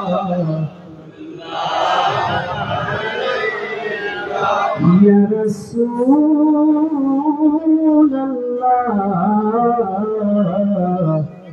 সাইয়্যিদি ইয়া হাবিবাল্লাহ।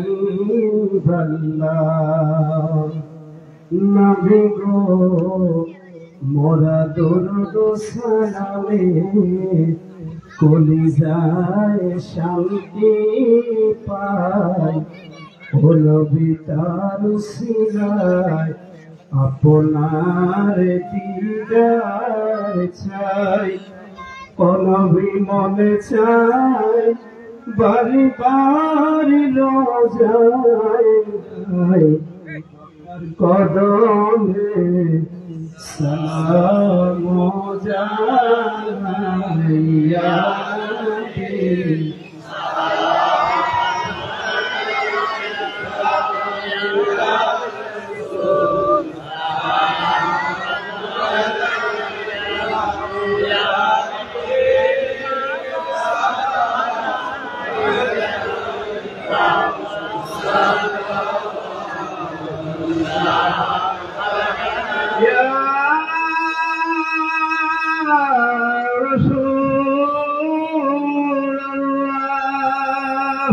दीदारे रोजा की तमन्ना दिल है तराना हो कैसे मदीना जाना बेकुल है दिल दीवाना या नबी।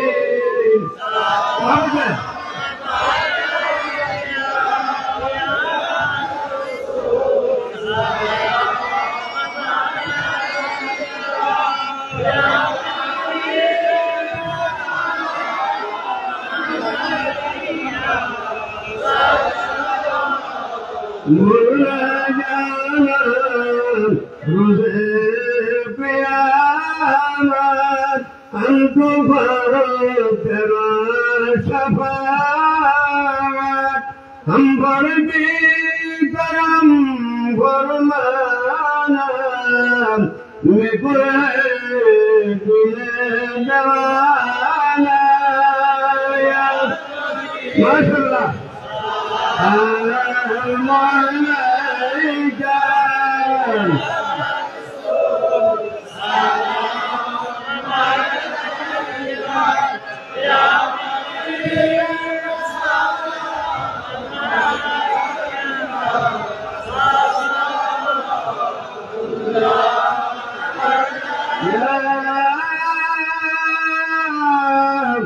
रहमतन लिल आलमीन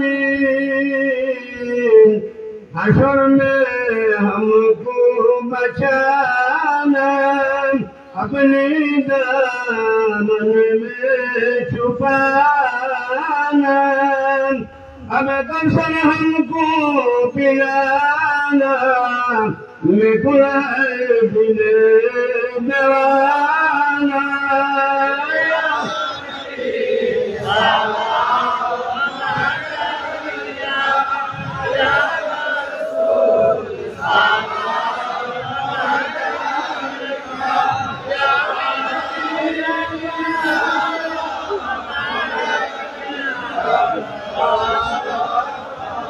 মাশাআল্লাহ সকলে বসে পড়ুন, সকলে বসে পড়ুন। আজকের মাহফিল আল্লাহর দরবারে কবুল, ঠিক কিনা? এখানে বসতে পারবে কোনো আশা ছিল, কল্পনা ছিল? আল্লাহ বসাইছে। কে বসাইছে? শুকরিয়া জান। সকলে বসে পড়ুন, দোকান ঘর ছেড়ে দিন, স্টেজে আসুন। এখানে বসে ওয়াজ শোনা, বাহিরে বসে শোনা, আকাশ পাতাল তফাৎ। আল্লাহ আমাদের সবাইকে আসা বসার ফয়সালা তৌফিক দান করে কবুল করুন, আমিন। আমার তৌফিক ইল্লা বিল্লাহ।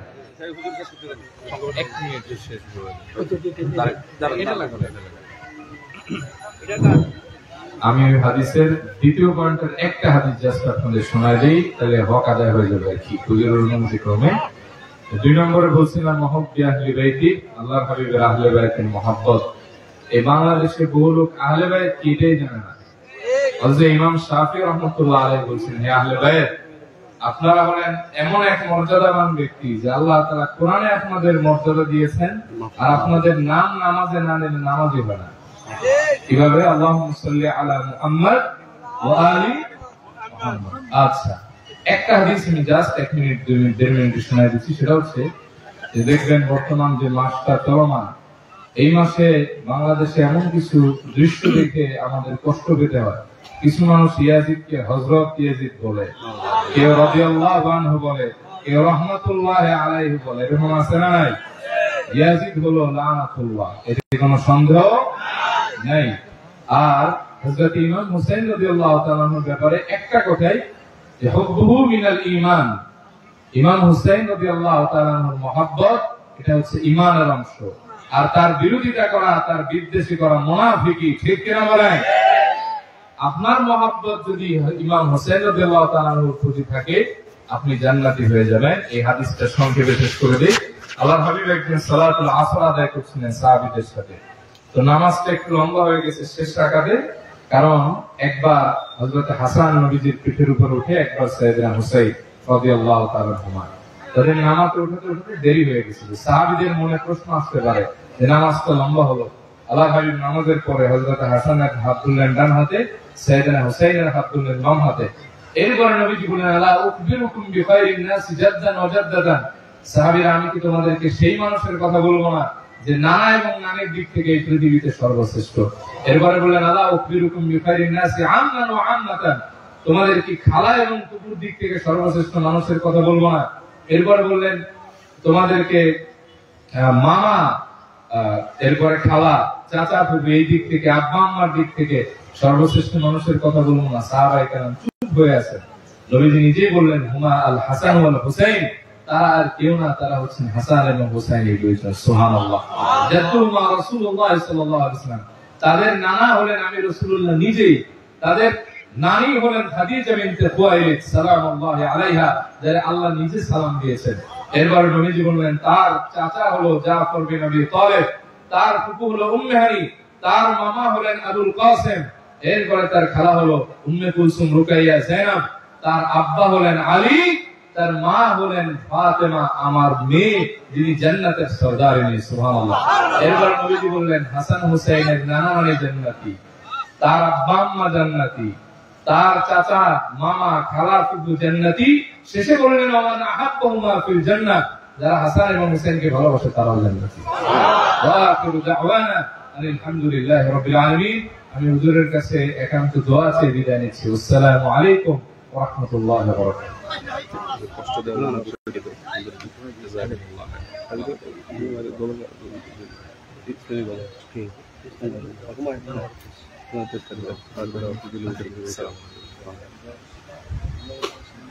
আরাফাত ইসলামে গত শুধু গত মানুষের খাওয়া দাওয়া।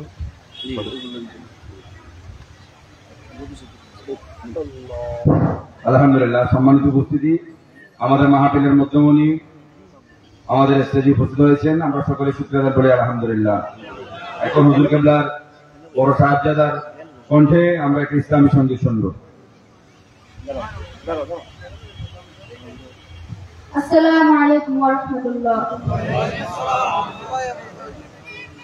হাতে হাত রেখে শপথ করে এসো ইসলামেরই পথ ধরে যায় গিয়ে, সঙ্গী উঁচু করে তাওহীদ সুরে এসো পাল তুলে দি ঝোড়ো হাওয়ার তীরের খোঁজে। হাতে হাত রেখে শপথ করে এসো ইসলামেরই পথ ধরে যায় গিয়ে, সঙ্গী উঁচু করে তাওহীদ সুরে এসো পাল তুলে দি ঝোড়ো হাওয়ার তীরের খোঁজে। সংগ্রামের পথ বড় বন্ধুর হবে, বড় দুর্গম হবে, তিমির আধার সে পথ ঢেকে নেবে, বাধার প্রাচীর তোমায় রুখতে চাবে, তরঙ্গে ত্রাস ত্রাস করতে চাবে, তোমায় ভরকে দেবে, নিরাশার চাল হতাশ করতে চাবে, ইবলিস শয়তান তোমায় মন্ত্রণা দেবে, তবু সেদিন ভাই দৃঢ় শপথ করে, তবু সেদিন ভাই দৃঢ় শপথ করে, নির্ভীক সৈনিক মদের হতে হবে, অটল সৈনিক মদের হতে হবে। হাতে হাতে রেখে শপথ করে এসো ইসলামেরই পথ ধরে যায় গিয়ে, সঙ্গী উঁচু করে তাওহীদ সুরে এসো পাল তুলে দি ঝড়ো হাওয়ায় তীরে দূরের পথ যেতে হবে, ঈমানের রশদ সাথে নিতে হবে। কোরআন হাদিস কোরআন বুকে নিয়ে হাদিসাতে আধারের পথ চিনে নিতে হবে। ঝড়ের আঘাত যদি আসে পথে, শিলা বৃষ্টির সাথে দৃঢ় করে হাল ধরতে হবে। পথের নিশান ঠিক রাখতে হবে। দুঃখ জ্বালা আর আধার রাতি সে তো পথের সাথী। ধৈর্যের প্রাচীর তোমায় হতে হবে। ত্যাগের মহান আলো জ্বালতে হবে। ওরে আল্লাহর প্রেমিক এসো শপথ করি, ওরে আল্লাহর প্রেমিক এসো শপথ করি। আল্লাহর পথে জীবন দিতে হবে, জান্নাতের পথ বেছে নিতে হবে। আল্লাহর পথে জীবন দিতে হবে, জান্নাতের পথ বেছে নিতে হবে।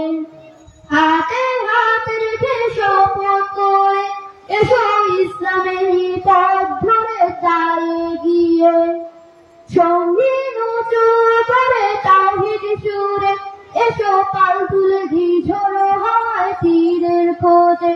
এসো পাল তুলে দি ঝোড়ো হাওয়ায় তীরের খোঁজে। এসো পাল তুলে দি ঝোড়ো হাওয়ায় তীরের খোঁজে।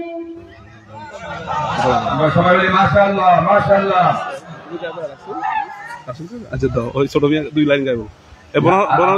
আলহামদুলিল্লাহ, আমাদের ছোট সাহেবজাদা হুজুর 2 লাইন গাইবেন। আমরা সকলে বলি মারহাবা মারহাবা। নারে তাকবীর, নারে রিসালাত, মারহাবা সিরাজে দরবার শরীফ। সালাম দাও। রাসূল যাও। রাসূল তুমি যে আমার হৃদয় ভাগে বুলবুল, তোমার সুরে মিহির ছোঁয়ায় তাই তো রয়েছি ব্যাকুল।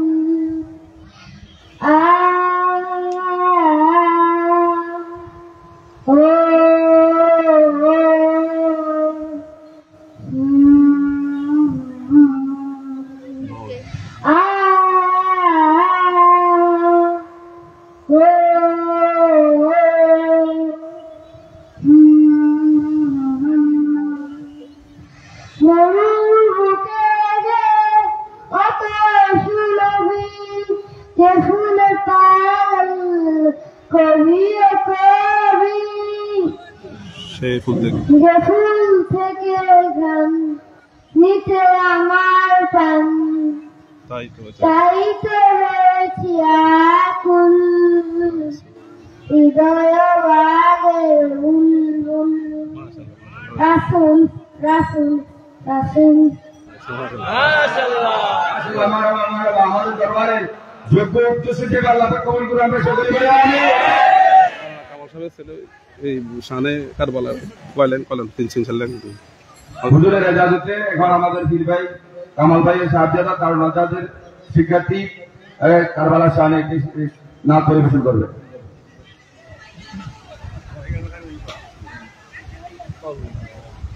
আসসালামু আলাইকুম ওয়া রাহমাতুল্লাহি ওয়া বারাকাতুহু। আপনারা সবাই ভালো আছেন? সালামের জবাব শুনে মনে হচ্ছে কিন্তু সেটা ভালো নেই। প্রিয় উপস্থিতি, আমি আবার সালাম দিচ্ছি। আসসালামু আলাইকুম ওয়া রাহমাতুল্লাহ। আমরা কি ইয়াজিদি মুসলমান না হুসাইনি মুসলমান? হচ্ছে না, তুই হাত তুলে দেখায়। আমরা কি ইয়াজিদি মুসলমান না হুসাইনি মুসলমান?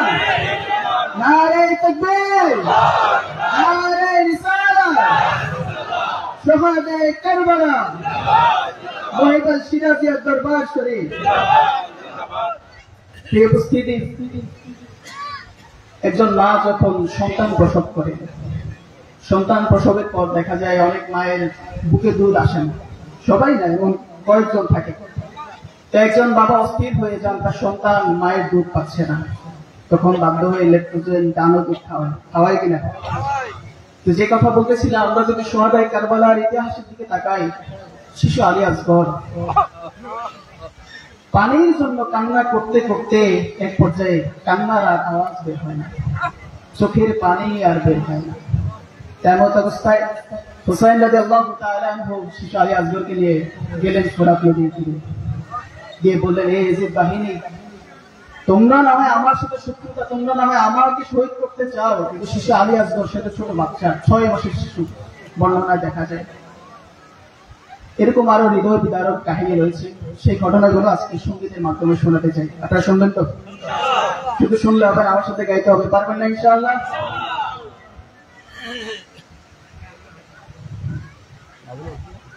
মুঝে কো পাওয়ালো মুসাফির ন সমঝো, সবাই একসাথে, মুঝে কো পাওয়ালো মুসাফির ন সমঝো, मैं आया नहीं हूँ, बुलाया गया हो। ঠিক না? ইমাম হোসেনকে নিজ ইচ্ছে এসেছিলেন, আমাদেরকে ডাকা হয়েছিল, কে মেহমান বানাকর সতায়া গয়া हो, के मेहमान बनाकर सताया गया हो, मैं रोया नहीं हूँ, रुलाया गया हो। खुदा जाने कैसे है ये मेज़बानी, बहादुर प्यासू कहे बंद पानी, खुदा जाने कैसे है ये मेज़बानी, बहादुर प्यासू कहे बंद पानी, मुकद्दर में है ज़िक्र का पीना, सुभान अल्लाह बोलবেন না? मुकद्दर में है ज़िक्र का पीना, मैं प्यासा नहीं हूँ, पिलाया गया हो, मुझे को पालो मुसाफिर न समझो, হচ্ছে না সবাই একসাথে, मुझे को पालो मुसाफिर न समझो, मैं आया नहीं हूँ, बुलाया गया हो। झूठा ताज सवार गाए खुदा में, वही सिर कलम हो गया करबला में, झूठा ताज सवार गाए खुदा में, वही सरगम हो गया करबला में, शहादत की मंजिल को पाया है मैंने,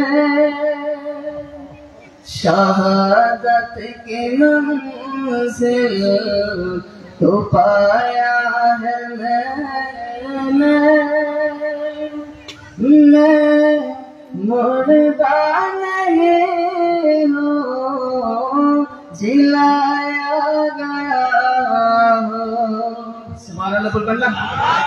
मैं मुर्दा नहीं हूँ, जिलाया गया हूँ।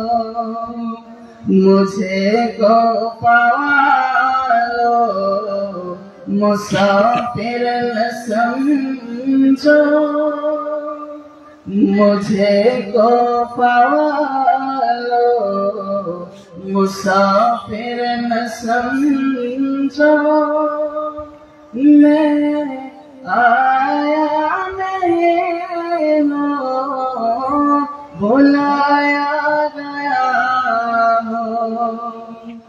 कि मेहमान बना कर सताया गया हूँ, कि मेहमान बना कर सताया गया हूँ। मैं रोया नहीं हूँ, रुलाया गया हूँ। सलाम अलैकुम। মারহাবা মারহাবা। সম্মানিত উপস্থিতি, হুজুর কেবলার আদালতে আমাদের স্টেজে অসংখ্য ওলামায়ে কেরাম মেহমানবৃন্দ উপস্থিত হয়েছেন। মুক্তাসার ওনাদেরকে কিছু সময় দেওয়ার জন্য হুজুর আদালত দিয়েছেন। আমি এই পর্যায়ে আপনাদের সম্মুখে মুক্তাসার কিছু আলোচনা পেশ করার জন্য অনুরোধ করছি। দারুল আমান থেকে আগত দারুল আমান মাদ্রাসার সম্মানিত সুপার হযরত আবু বকর সাহেব।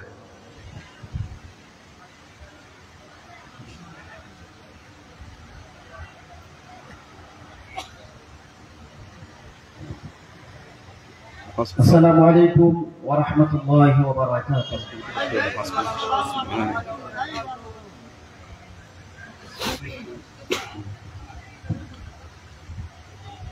إن الحمد لله وحده والصلاة والسلام على من لا نبي بعده وعلى آله وأصحابه أجمعين.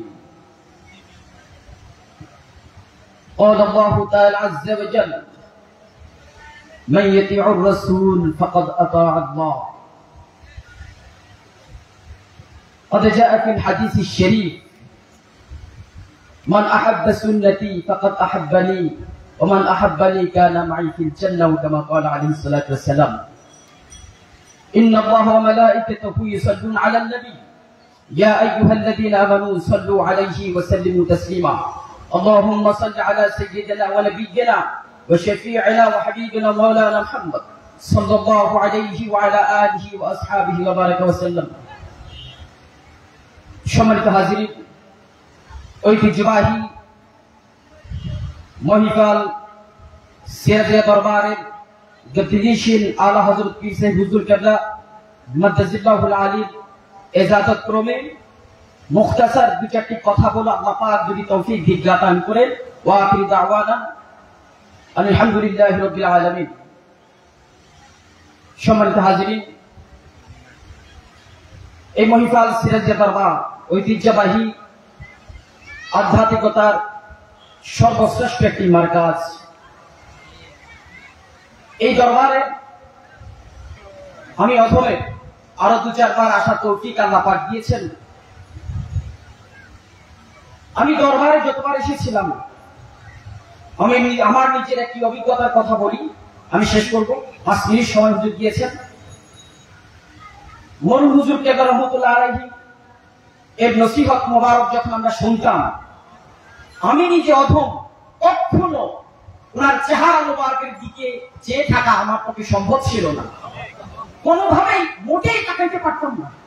আশ্চর্য বিষয়। আর চোখ মোবারকের দিকে তো নয়, তখন একটি হাদিসে পাক আমার সামনে ভেসে এসেছে, যে হযরত আবু সাঈদ আল-খুদরি রাদিয়াল্লাহু তাআলা আনহু বর্ণনা করেছেন, ইত্তাকু ফিরাসাতাল মুমিন ফাইন্নাহু ইয়ানজুরু বিনুরিল্লাহ। সুবহানাল্লাহ।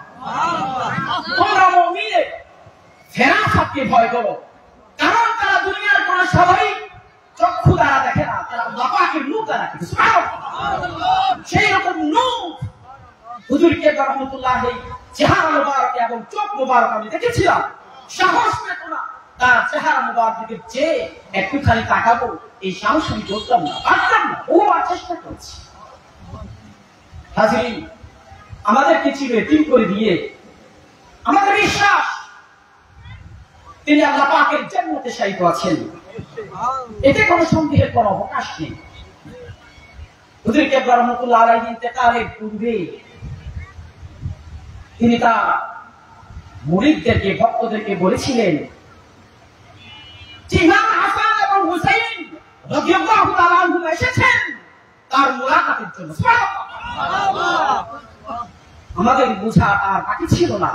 হুজুর কেবলা রাহমাতুল্লাহ আলাইহি আমাদেরকে কি করে তিনি চিরনিদ্রায় শায়িত হয়ে যাবেন, এটা সবচাইতে আউলিয়ায়ে কেরামের সবচাইতে বড় নিদর্শন। ইন্তেকালের পূর্বে তারা আজ পেয়ে যান যে তারা বিদায়ের সংলগ্ন, বিদায়ের ঘন্টা তার বেজে গেছে। এরকম বহু আল্লাহর ওলিরা আছে যারা ইন্তেকালের পূর্বে তারা আভাস দিয়ে গেছেন যে আমি আর বেশি দিন দুনিয়ার জমিনে নাই। সুবহানাল্লাহ। আপনারা সবাই ধন্য, যেই দরবার এসেছেন একটা মাকবুল দরবার, যেই দরবারের বর্তমান গদ্দিনী সিনারা হুজুর পীর সাহেব হুজুর কেবলা, যাকে বড় হুজুর কেবলা রাহমাতুল্লাহ আলাইহি খেলাফত দিয়েছেন, তিনি একজন সূর্য সন্তান, তিনি একজন নির্ভরযোগ্য আমাদের মুর্শিদ। এতে কোনো সন্দেহ নেই, এতে না বলুন, কারো কোনো সন্দেহ আছে? তার হাতে বায়াত গ্রহণ করুন, ইনশাআল্লাহুল আযীজ কিসমত খুলে যাবে, কোনো সন্দেহ নেই। দেখুন মাকবুল দরবার।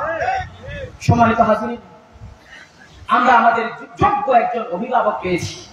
আল্লাহ পাকের নিকট দোয়া করি আল্লাহ পাক তাকে দীর্ঘ হায়াত দারাজ করুক। আমিন। আল্লাহ পাক তাকে যাবতীয় রোগ এবং বালা মুসিবত রোগ থেকে আল্লাহ পাক তাকে হেফাজত করুক। আমিন। প্রিয় হাজিরিন, আমি বেশি কিছুই বলতে চাচ্ছি না, কারণ হুজুরকে মাদ্রাসুল আলমের সামনে কথা বলার কোনো যোগ্যতাই আমার নাই। আমি মনে হয় শুরুতে আমার ভাষা হারিয়ে ফেলেছি। আলহামদুলিল্লাহ আপনাদের দোয়াতে অনেক জায়গায় বক্তব্য দিই, আল্লাহ পাক তৌফিক দিয়েছেন, কিন্তু কেন জানি হুজুরকে একবার সামনে দাঁড়ানোর পর আমার সবকিছু মনোযোগ শুকিয়ে গেছে, আমি কথা বলতে পারছি না।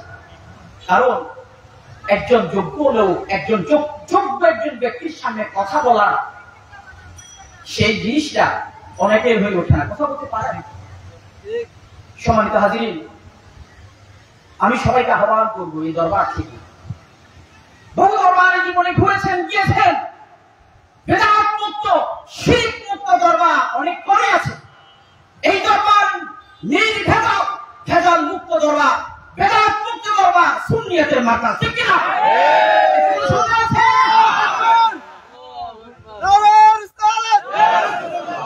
আমি সবাইকে আহ্বান করছি, হায় রে মুমিনা ছুটে সিরাজিয়া দরবারে আয় রে মুমিনা ছুটে সিরাজিয়া দরবারে আয়, ওলি কুলের বাদশাহ দেখো জান্নাতে ঘুমায়, ওলি কুলের বাদশাহ দেখো জান্নাতে ঘুমায়। হায় রে মুমিনা ছুটে সিরাজিয়া দরবারে আয় রে মুমিনা ছুটে সিরাজিয়া দরবারে আয়, ওলি কুলের বাদশাহ দেখো জান্নাতে ঘুমায়, ওলি কুলের বাদশাহ দেখো জান্নাতে ঘুমায়। গুমরাহিয়া জিহালতে ভরল যখন ভূমি, হেদায়েতের দীপ্ত শিখা জানলে সেটাই তুমি। গুমরাহিয়া জিহালতে ভরল যখন ভূমি, হেদায়েতের দীপ্ত শিখা জানলে সেটাই তুমি। পথহারা সব পেল দিশা পথহারা সব পেল দিশা তব উসিলায়, পথহারা সব পেল দিশা তব উসিলায়। ওলি কুলের বাদশাহ দেখো জান্নাতে ঘুমায়, ওলি কুলের বাদশাহ দেখো জান্নাতে ঘুমায়। এই ধরাতে যিনি নিজের শান্তি চাইলেন না, আল্লাহ নবীর প্রেমে সদা ছিলেন দিওয়ানা। ঠিক না? এই ধরাতে যিনি নিজের শান্তি চাইলেন না, আল্লাহ নবীর প্রেমে সদা ছিলেন দিওয়ানা। সেই অলিরা মরে না তো, সেই অলিরা মরে না তো, নবীজি ফরমায় ওলি কুলের বাদশাহ দেখো জান্নাতে ঘুমায়, ওলি কুলের বাদশাহ দেখো জান্নাতে ঘুমায়। ঠিক না? আমরা ধরবো, আমরা সবাই ধরবো। ইসলাম আলহামদুলিল্লাহ আমাদের ভুলে গেছি। আল্লাহ পাক আমাদেরকে এই দরবারের একজন ভক্ত হিসেবে কবুল আর মঞ্জুর করুন। হুজুর কেবলার দোয়া এবং আপনাদের দোয়া কামনা করে আমি শেষ করছি। আসসালামু আলাইকুম ওয়া রাহমাতুল্লাহি ওয়া বারাকাতুহু। মারহাবা মারহাবা। আমি বুঝিয়ে মুক্তাসার আলোচনা পেশ করার জন্য অনুরোধ করছি হুজুর কেবলার প্রতিষ্ঠিত প্রতিষ্ঠান সোনাগাজী সফরের মাদ্রাসার সম্মানিত সুপার হযরত মাওলানা মুফতি আলী আহমদ সাহেবকে।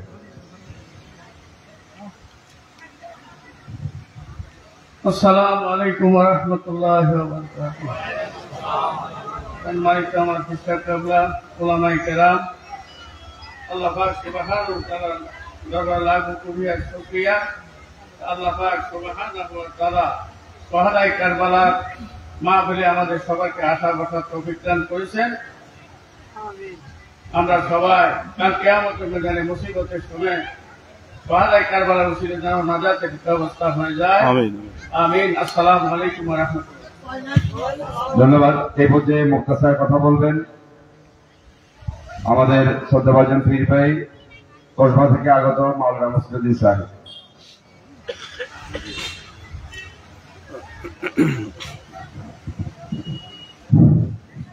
আসসালামু আলাইকুম ওয়া রাহমাতুল্লাহি ওয়া বারাকাতুহু।